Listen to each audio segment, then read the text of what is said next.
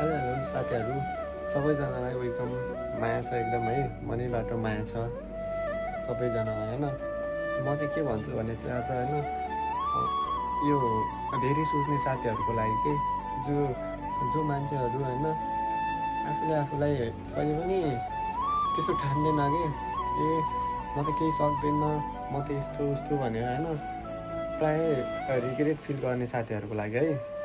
अनि म चाहिँ पर्दैन होइन, रिग्रेट फिल भन्ने कुरा चाहिँ ममा कहिले पनि हुँदैन कि होइन। अनि म के भन्छु भने चाहिँ रिग्रेट फिल भन्ने कुरा कहिले पनि हामीहरू चाहिँ नगरौँ।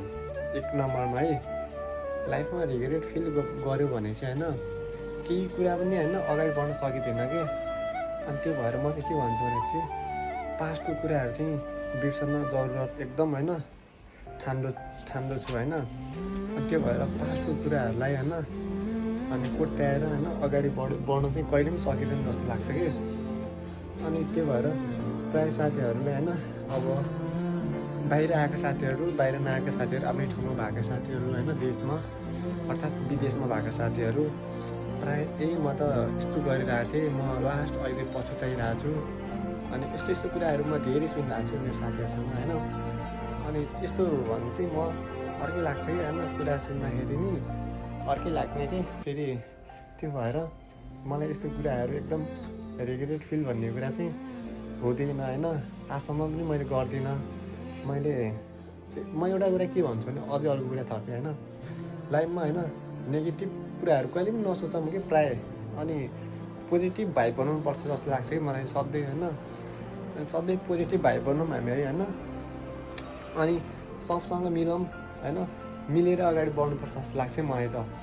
अनि यस्तो नेगेटिभ कुराहरू दिमागमा खेलाएपछि त्यही कुराहरू आउनु रहेछ कि होइन, दिमागमा नि त्यही नेगेटिभ कुराहरू खेल्ने रहेछ। जब हामीले पोजिटिभ कुराहरू बनाउन थाल्छौँ नि, दिमागमा सोच्न थाल्छौँ नि, त्यसपछि एकदम राम्रो कुराहरू होइन अनि जस्तो पोजिटिभ भाइबहरू त्यस्तै आउनु रहेछ कि।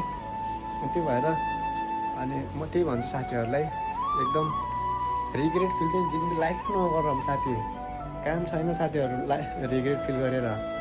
त्यो भएर त्यही भन्छु म चाहिँ है साथीहरू, म यति भन्न आएको सबैजनालाई माया छ है त, नो रिग्रेट है त, नो रिग्रेट फिल है त साथीहरू, कहिले पनि नगरौँ भन्छु म। कामै छैन साथीहरू है। ल बाई बाई।